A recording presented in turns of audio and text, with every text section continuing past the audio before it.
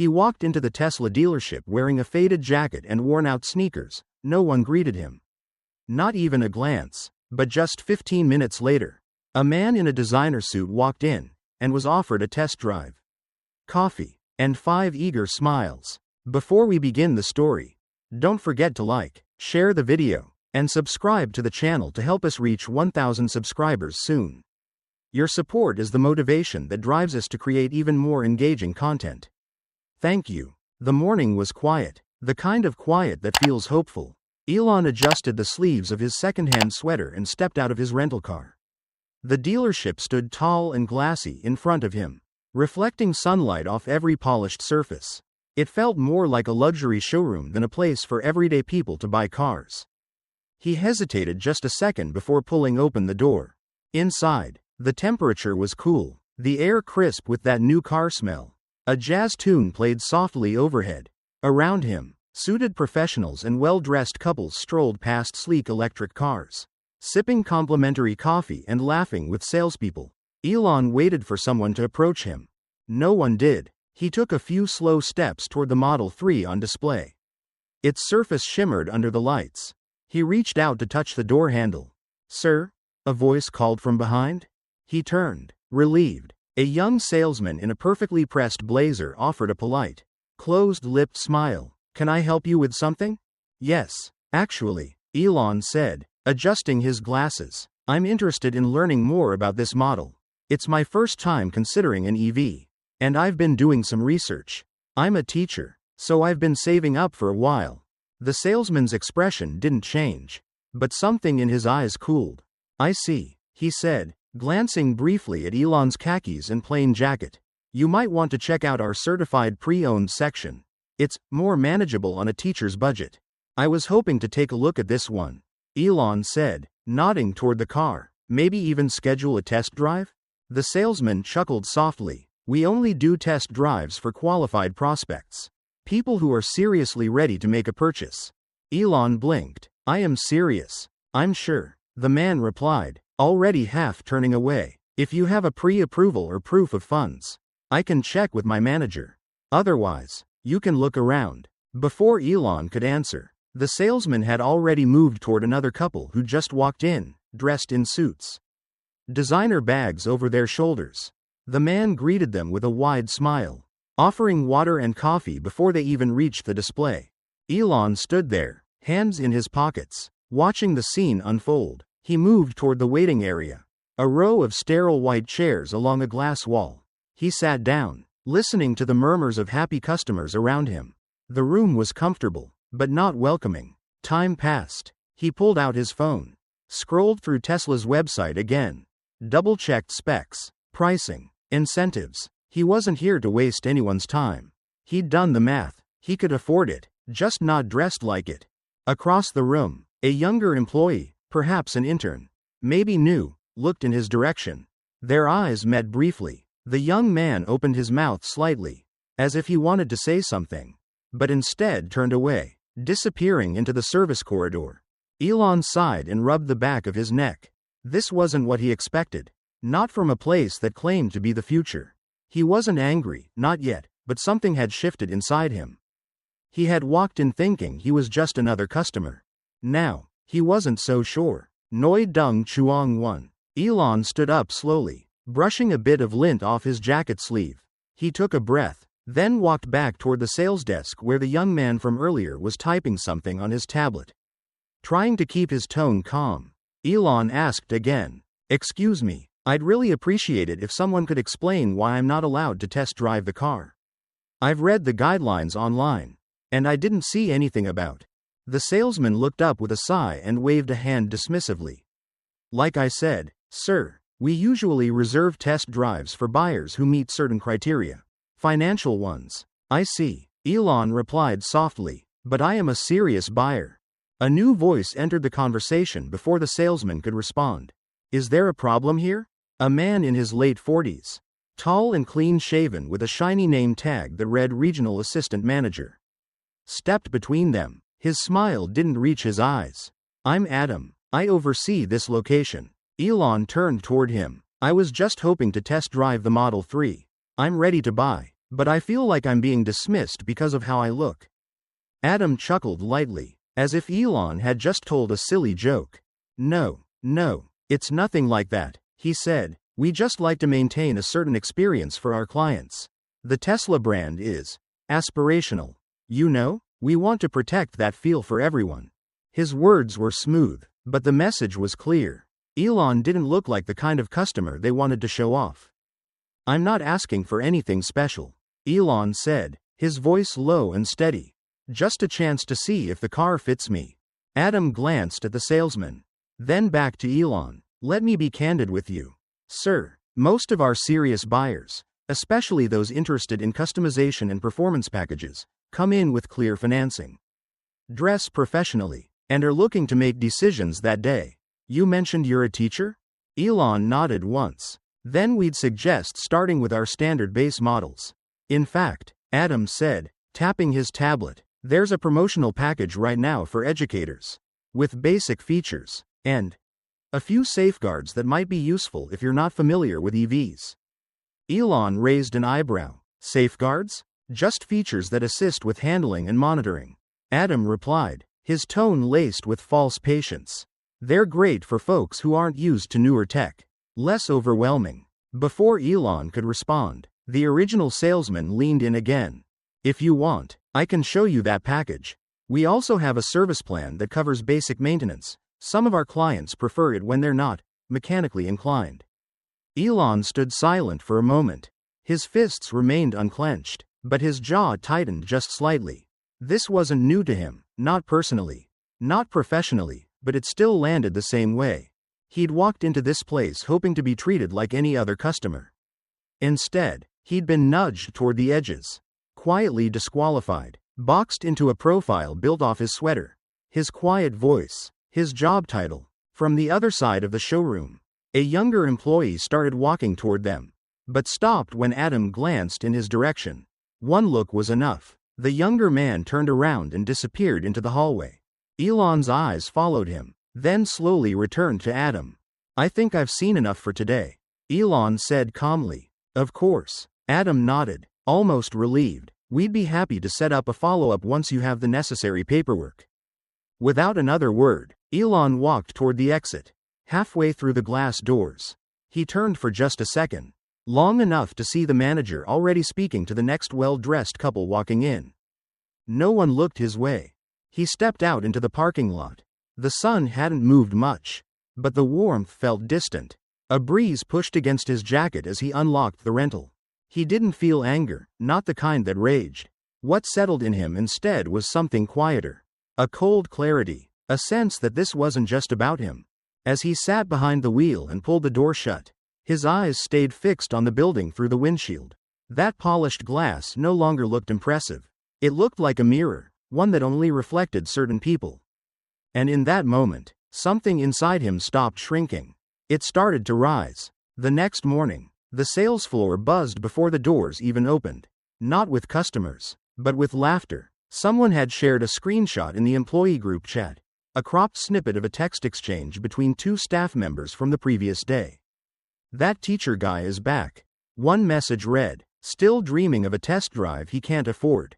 The responses rolled in quickly. Laughing emojis, sarcastic remarks, and one that said, next time he comes in, let's offer him a brochure and a free pen. By the time Elon stepped through the glass doors again, the jokes had made their rounds. The same young salesman from yesterday noticed him instantly. He nudged a coworker and whispered something behind a forced cough. Elon pretended not to see.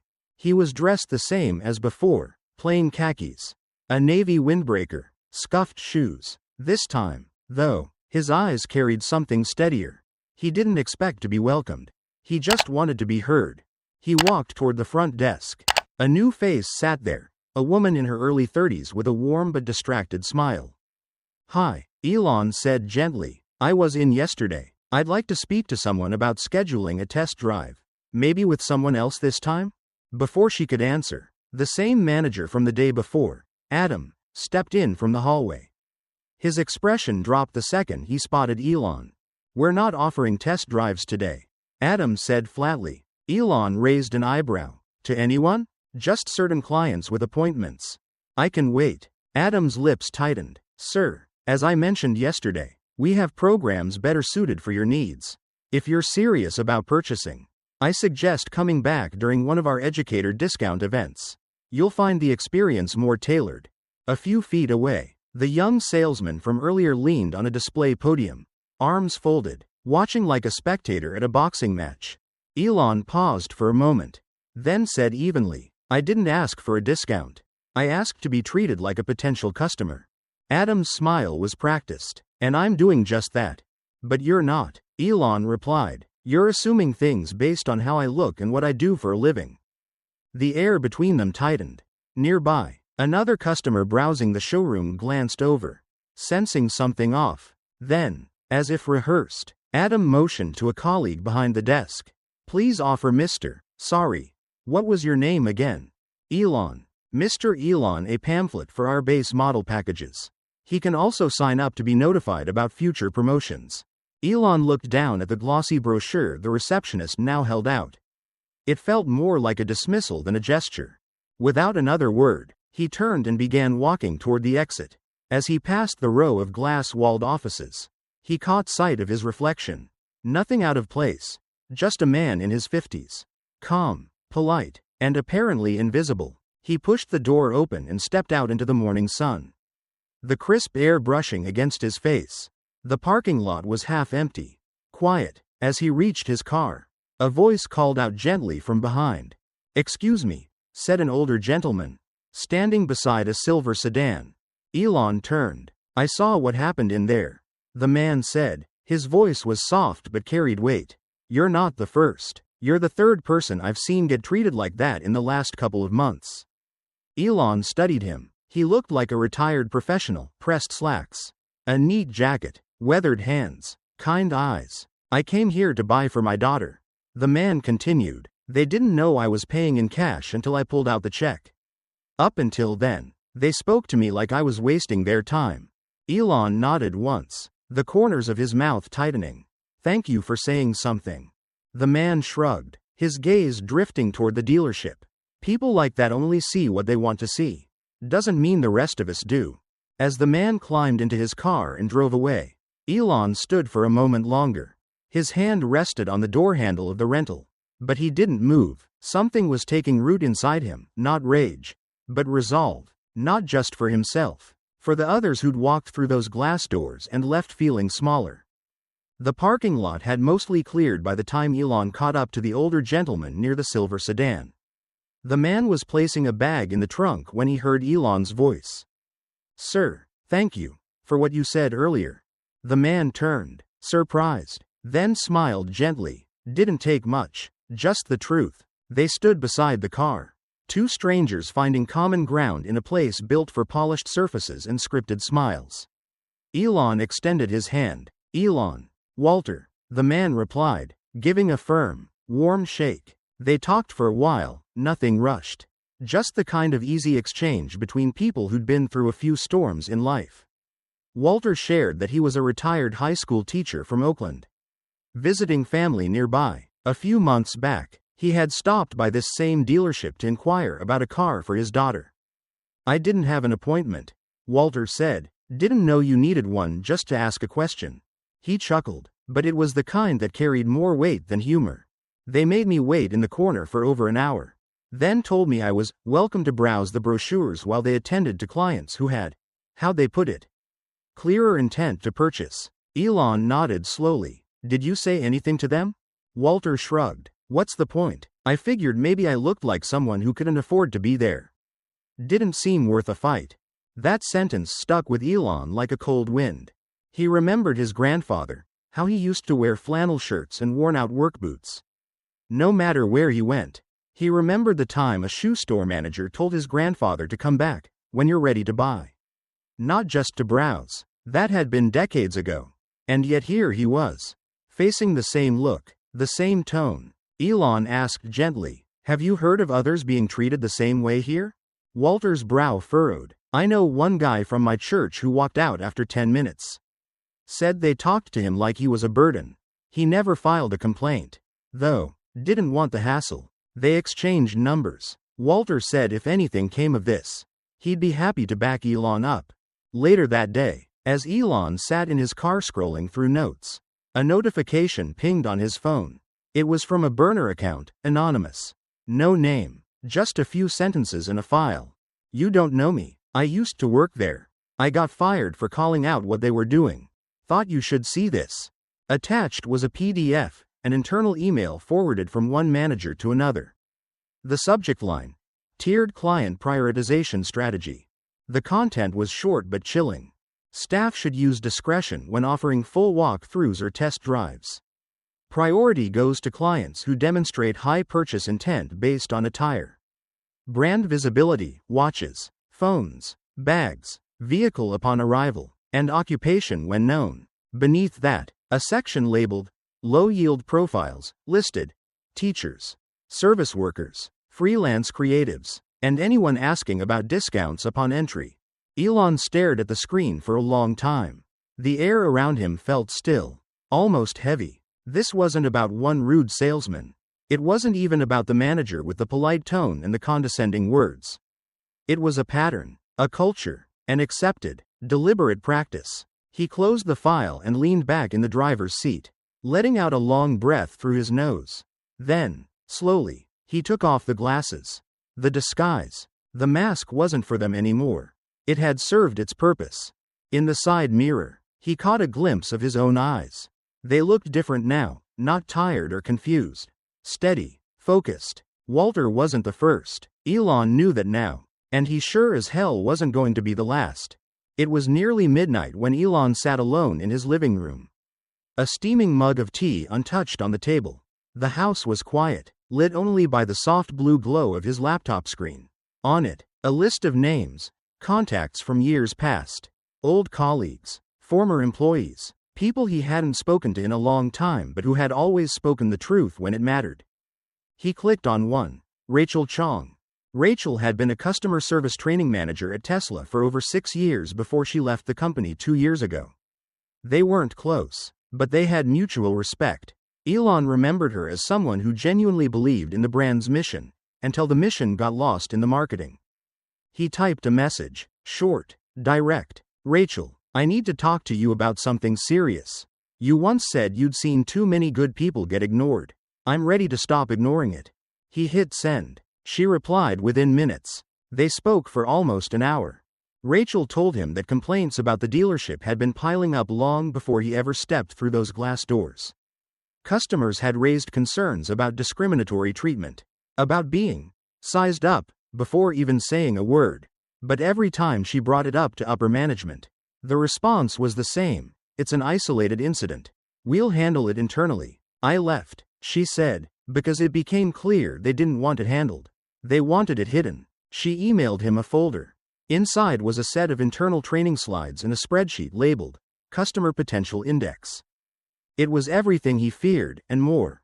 The sheet rated customers based on clothing type, car brand upon arrival, visible tech, phones, watches, and yes, even occupation. Teachers, social workers, and retirees were listed under low-yield leads. The higher tiers? Lawyers, executives, influencers. Elon sat in silence for a moment, then shut the laptop. The next morning, he called Martin, an old friend from his PR days. Martin had always been the level-headed one, the guy who could talk down a crisis before it started. You really want to go public with this? Martin asked. You know this could spin out fast, and not in your favor. I know, Elon said calmly. Elon, the dealership's not the company. They're a franchise. You start a fire here, it's going to burn bigger than you think. I'm not trying to burn anything, Elon replied. I'm trying to shine a light. And if that makes some people uncomfortable, maybe they should ask why. Martin sighed. At least go through legal first. Let them. No, Elon cut in. Legal will bury it. That's how this got this far. Martin didn't say much after that. He understood. Maybe he didn't agree, but he understood. By noon, Elon had a small body cam sewn discreetly into the lining of his jacket. A secondary camera sat clipped inside his pen, just visible if you knew to look. He rehearsed his words, kept his face steady. He even added a nervous shuffle to his walk. like someone unsure of his place. He wanted them to believe he was the same man they dismissed, because in their minds, that man didn't matter. When he walked through the dealership doors again, it felt different, not because the room had changed, but because he had. He asked the same questions, took the same seat, and once again, they treated him like a burden. The same salesman barely glanced up from his tablet, offering canned responses with the same empty tone. This time, Elon didn't interrupt. He didn't argue. He just listened, and the camera captured every second. It didn't take long for someone to notice the blinking red light. No matter how carefully hidden, a junior associate, barely out of college, still learning to tie a tie the right way, spotted it as Elon leaned slightly forward to ask a question about a vehicle's charging specs. His eyes flicked toward the jacket seam, lingered just a second too long, and then darted toward the service manager's office. Minutes later, the air in the room shifted. The same sales representative who'd barely lifted his head earlier now returned with a broad smile and a glass of chilled water, placing it gently on the table in front of Elon. "Mr. Thompson," he said warmly, using the fake last name Elon had given, "we really appreciate your interest.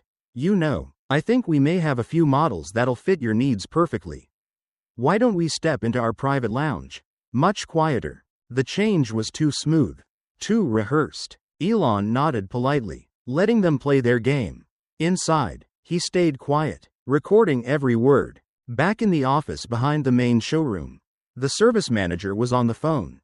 His voice clipped, low, and urgent. "Yes, he's back, still asking questions, still filming. We think it might be staged. No, we're not sure who he is. Goes by Mr. Thompson. Claims he's a schoolteacher, but something's off. I'll send over a report. We may have a breach." Later that afternoon, an anonymous post popped up on the internal Tesla staff forum, an unlisted corner of the company's intranet where employees sometimes shared concerns or inside gossip. It read, "Beware. Reports of a disguised customer filming inside one of our locations. Possible coordinated attack on brand reputation. Might be pretending to be a low-income educator to gain sympathy. Do not engage. Alert your manager immediately." No name, no proof, but it spread fast. Within hours, screenshots were flying between employee chats. Comments followed. "He seemed weird anyway. I bet it's one of those activist types. Another one of those victim customers trying to get free stuff." In the back office of the dealership, fear mixed with arrogance. Some employees genuinely believed they were under attack. Others, more cynical, saw it as a chance to cover their tracks. Meanwhile, Elon stayed quiet. He copied the footage, conversations, dismissive tone shifts, the moment the representative saw the camera, and uploaded it to a secure folder. He included timestamps, screen captures of internal emails Rachel had shared, and a PDF of the Customer Potential Index guide. Then he sent the whole packet to Nina Duarte. Nina had been one of the few people left at Tesla who still believed in the company's original mission: sustainability, equality, access for all. She ran a small team inside the service quality division, mostly forgotten by higher-ups, but still with full access to internal systems. He didn't write much. "Need your eyes on this. Quiet for now, but real. Let me know if you think it's worth taking up the chain." She responded in just 3 hours. "Got everything. Watched the footage twice. Yeah, it's real. It's not just a rogue location either. This smells like policy, not accident." Then came the real question. "You sure you want to go public with this? You know what it'll mean. This isn't just one dealership. This will touch every single one." Elon sat back in his car, hands resting on the wheel. Outside, the dealership's glass facade reflected the afternoon sun like nothing had happened. Like everything was normal. He stared through the windshield, not blinking. This wasn't just about him anymore. He typed back one sentence. "Yes, if it doesn't change now, it never will." Elon stood at the edge of the quiet living room, phone in hand, the screen glowing dimly as the upload bar crawled forward. The air was still. He could hear the gentle hum of the refrigerator, the occasional passing car outside, the weight of what he was about to do settling into his chest. He rewatched the video, just once more. The dismissive glances, the mocking tones, the quiet humiliation. Recorded without fanfare, without confrontation. He hadn't needed to provoke anyone. They had revealed themselves willingly. Then, he opened a new message. 2. Internal oversight. Tesla service quality. CC. Nina Duarte. Subject. Urgent. Ethical breach at Tesla dealership. Formal report. Attached. Full footage from 3 visits. Internal documents, customer potential index guide, screenshots of internal messaging, and a copy of the dealership's denial response. In the body of the email, he wrote one line. This is not just about me. It's about the people who walked in with hope and walked out humiliated, without a camera, without a voice. Then he leaned back, took a deep breath, and sent a second message, this one to the head of operations. I'll be visiting the dealership tomorrow. Not as Mr. Thompson, as myself. I expect full attendance. Nina texted him a few minutes later. Are you absolutely sure? They'll scramble. He typed back. That's the point. Across town, a ripple had already begun. The video, edited without names, no faces revealed, had gone live on a major forum about customer service ethics. It was posted under a pseudonym, titled simply, When service depends on what you wear. Within hours, it began spreading like wildfire. Thousands of views turned to tens of thousands. People weren't just angry, they were recognizing the same look, the same shrug, the same cold tone they'd once faced. Meanwhile, back at the dealership, a mandatory staff meeting was scheduled for 8 a.m. No one was told why. There was tension in the air. A few staff whispered guesses. Some thought corporate was coming in to shut them down. Others assumed it was just another training seminar. At 8:03, the glass doors opened. Elon walked in, dressed sharply in a navy suit and crisp white shirt. No cap, no glasses, just calm, quiet authority. A receptionist at the front froze mid-sentence. The customer in front of her forgotten. Another staff member standing near the espresso machine dropped his cup. It shattered quietly on the tile. He didn't raise his voice. He didn't have to. I'd like to speak to the full team, he said evenly, eyes meeting the stunned face of the floor manager. Now, they gathered in the main conference room, still unsure if this was some kind of elaborate test. Whispers passed between them. A few avoided eye contact. Some looked pale, others angry, defensive. Elon stood at the head of the room, hands resting on the back of a chair. Not sitting. I'm not here to fire anyone, he began. I'm not here to yell. But I am here to talk about how we've lost something that mattered. He paused, letting the silence hang. Last week, I walked into this dealership 3 times. I wore old clothes. I said I was a teacher. And I was ignored, brushed off, laughed at. No one moved. Now, I know many of you were just doing what you thought was expected. Following patterns, reading the room. I get it. We've all been trained, formally or not, to spot who's worth our time. But let me ask you, what if that person is your mother? Your son? What if it's someone who saved every dollar they had for the car of their dreams, only to be treated like a problem the moment they walk through that door? Some heads dropped. I'm not here to punish, Elon said again, his voice low and firm. I'm here to fix it. Not just in this store, but in every single Tesla dealership across the country. He pulled a folded paper from his pocket, held it up. This is the current customer potential index, categorizing people by job, clothing, spending power. It stops now. Then he looked at the manager. I want every person in this room to be part of the change. Because if you're not, you won't be here. He paused at the door before walking out. And for the record, I still haven't test-driven the car. He smiled faintly. But tomorrow, I plan to. The conference room felt colder than usual. Maybe it was the silence. Maybe it was the weight in the air, the kind that settles into your bones before anyone says a word. Elon stood at the front of the room, a small remote in his hand, a large screen behind him. No fanfare, no introductions, just the click of a button. The video began to play. At first, it was just a normal dealership floor. A man in a faded jacket, khakis slightly wrinkled, entering with a hopeful smile. No one greeted him. No one even looked up. The room full of employees now stared at their own faces. One laughed awkwardly on screen, mimicking the man's slow speech. Another leaned into a colleague. whispering something inaudible, but the subtitle spelled it out clearly. Probably here to ask about teacher discounts again. No one in the room breathed. When the footage ended, Elon didn't say a word. He simply looked at them, one by one. He wasn't angry. He didn't need to be. His silence said more than any raised voice ever could.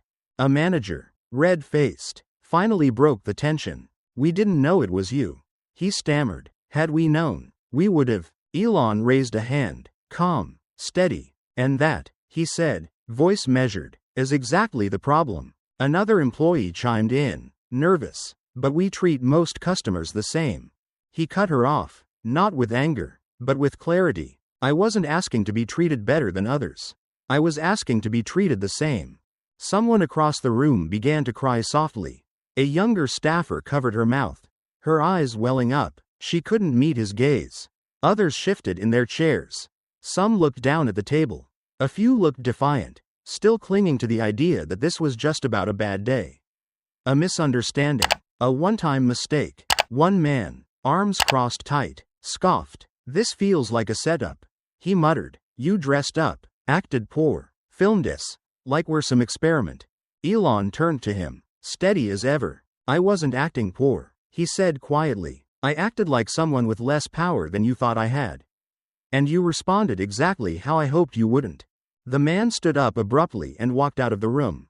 No one stopped him. Outside that conference room, the wheels had already begun to turn. Tesla's internal media platform lit up with a red banner. "Urgent. Investigation launched into dealership practices. CEO initiated review in progress." Branches across the country received instructions to begin service evaluations immediately. The directive was clear. No exceptions. No delays. Meanwhile, the anonymous video continued to spread online.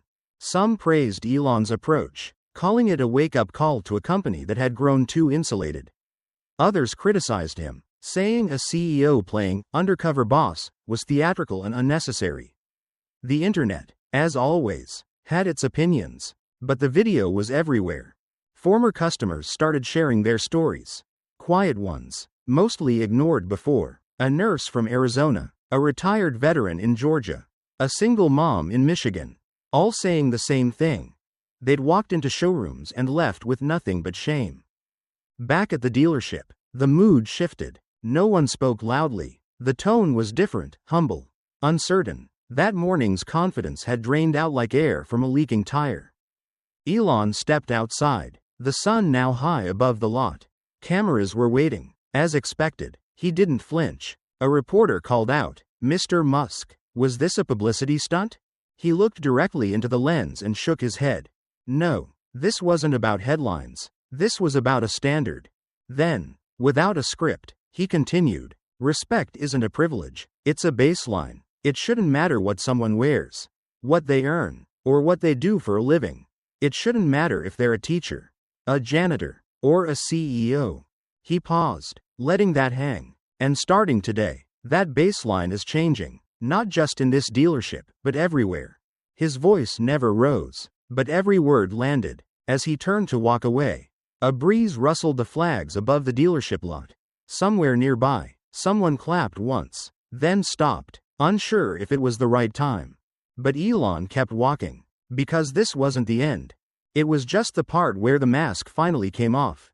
The ripple started quietly, just a name trending online, a video clip shared on morning radio. Then the tremble grew legs. By noon the next day, Tesla's national leadership had called an emergency video conference. Every dealership manager across the country was told to log in, no exceptions. Elon wasn't just a participant. He led the call. His face appeared on screen, calm but unmistakably firm. "Today is not about blame," he began, "but about truth. And the truth is, we failed. Not because of one person, but because the system allowed it." A moment of silence followed. Stretched thin by discomfort, Elon clicked a key, and the screen behind him showed the now viral video again. No edits, no commentary, just the footage. He let it play for a minute before turning it off. "I walked into that showroom as a teacher, not a CEO. The way I was treated wasn't an isolated incident. It was routine, and routine injustice is the most dangerous kind. From Denver to Miami, Seattle to Dallas. You could hear the collective shuffle of uncomfortable people shifting in their seats. Then came the announcement. Effective immediately, all dealerships were required to review their customer service policies. Any use of internal profiling systems, based on occupation or appearance, would be considered a violation. A national audit would begin within 48 hours. Real consequences would follow. At the dealership where it all began, the manager, Robert Mays, was temporarily suspended pending investigation. But Robert didn't go quietly. "I was under pressure," he said during a follow-up meeting. "Every quarter we're told to prioritize high-value clients. That's the system. I just did what I was trained to do." Elon didn't raise his voice. He didn't have to. "When a system encourages you to treat people unfairly," he replied, "the decent thing isn't to obey it. It's to question it. And if we've built a system that rewards the opposite, then we're not running a company. We're running a hierarchy." Robert stared blankly. No argument left to make. On Tesla's internal network, the impact grew louder. Some employees, especially younger ones, began posting public apologies. One woman from the New York showroom wrote, "I never thought I'd be part of a culture that judged people so quickly. I was wrong, and I'm sorry." But the backlash came too. Others defended Robert. One post read, "He's not the villain. He just followed expectations." This feels like a witch hunt. Even inside the company, the lines were being drawn. Later that afternoon, Elon returned to the same dealership, not for a media moment. Not for a speech, but for a conversation. In a quiet hallway behind the service desk, he found the young employee who had hesitated weeks earlier, the same one who saw him sitting alone in the waiting area, unsure whether to help. The young man looked startled when he saw Elon. Then he dropped his eyes, visibly tense. "I knew," he said, voice low. "I knew it wasn't right. I wanted to say something. I didn't want to lose my job." Elon nodded. "Fear's a powerful thing," he said, "but so is regret." The employee swallowed hard. "I'm sorry. I really am. I believe you," Elon said. "What matters now is what you do next." As the conversation ended, a ding sounded on Elon's phone. One new message, no sender name, just an anonymous email address. The subject line read, "It's not just one dealership." He opened the message. Inside was a long note from someone at a different Tesla location. The tone was cautious, but the words hit hard. The sender described how their branch also ranked customers, by income guesses, by shoes, by posture. There were even internal codes used to tag visitors in the system. "I've wanted to speak up for months," the message read, "but watching what happened this week gave me hope. Maybe this is our chance. Please don't let it stop here." Elon stared at the screen for a long time, phone resting in the palm of his hand. He didn't move, he didn't speak, but in that silence, something was shifting. The ground beneath the old way of doing things was beginning to crack. And what came next wouldn't be a ripple. It would be a wave. Elon stood alone in the same spot where it all began. The waiting area, clean, quiet, polished. Nothing had changed on the surface, but everything underneath had shifted. He looked out through the glass toward the lot where he had once sat unnoticed, mistaken for someone who didn't belong. Now the air was different. People walked past the windows with eyes full of awareness. Not fear, not judgment, just something more alert, more human. He sat down slowly, taking it all in. A few weeks ago, he was just another customer in khakis and a jacket that had seen better days. That day, he was judged before he spoke, dismissed before he asked, laughed at behind his back. Now, that same dismissal had sparked a reckoning. Across the nation, the Tesla for All initiative had launched with full force. Elon had personally introduced the program at a press conference streamed live from headquarters. "This isn't about me," he told the room packed with journalists and employees. "This is about everyone who ever walked into a showroom and felt small, felt invisible. I'm not the only one this happened to, but I'm someone who could speak. So I had to." The campaign focused on 3 pillars: no assumptions, no profiling, no exceptions. Every employee at every dealership, from receptionist to regional manager, would undergo training, not just on customer service, but on unconscious bias, empathy, and ethics, role plays, workshops, real-world testing. There would be audits, reviews, Accountability. The dealership where the incident started was placed under special oversight. A new interim manager was assigned. The former one, Robert Mays, was officially dismissed. Not because he was rude to Elon, but because he failed people who couldn't defend themselves. The teacher with the tired shoes. The nurse with the second-hand car. The veteran in flannel and jeans. It's not about how you treat the powerful, Elon had said during the press conference. It's about how you treat those with no power at all. The video, the one where Elon sat quietly, being talked down to, dismissed, even mocked, had now reached over 10 million views. But the real story wasn't in the view count. It was in the comments. Dozens of teachers shared their own stories. A janitor in Arkansas, a single mother in Detroit, a retired firefighter in Utah, all using the same tag. #I was treated like that too. Some wrote about how they were followed in stores. Others described how they were ignored in showrooms, banks, even hospitals. The pattern wasn't new, but for once, the spotlight was shining in the right direction. One morning, as the emails poured in, Elon noticed something different in the mail bin. A letter, real paper, no logo, just handwriting, slightly shaky, probably older. He opened it gently. Inside was a note from a teacher in rural Montana. "I saw your video," it read, "and for the first time in a long time, I felt seen. I've taught for 32 years. I've always driven used cars. I've been skipped in lines, looked past, and treated like a ghost. But watching you sit in that chair, quiet, calm, but steady, it gave me something I didn't expect, permission. Permission to believe I deserve better, even if I'm not somebody." Elon read the note twice, then folded it and slid it into his jacket pocket. The story wasn't finished. Just days later, a new report surfaced about another Tesla dealership, this time in California, where similar profiling tactics had been exposed. Elon didn't flinch. He didn't see it as a failure. He saw it as proof. Proof that this wasn't just about one dealership, one team, or one mistake. It was about a culture. And culture only changes when someone decides not to look away. That decision had already been made. One teacher, one story, one system starting to change.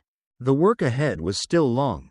But the ground was no longer still. It was moving, shaking loose the old rules, making space for something better. And this time, no one would be invisible. What started as a simple visit to a dealership turned into something much bigger. A mirror held up to how we treat people based on nothing but appearances. Elon Musk had the power to speak out. But what about the countless others who don't? So let us ask you, how many stories like this go unheard every single day? Have you ever witnessed something like this? Or experienced it yourself? Leave your thoughts in the comments below. And if this story made you pause, reflect, or feel something, subscribe to Shadow Secrets for more powerful stories that reveal the truth hiding in plain sight. We're just getting started.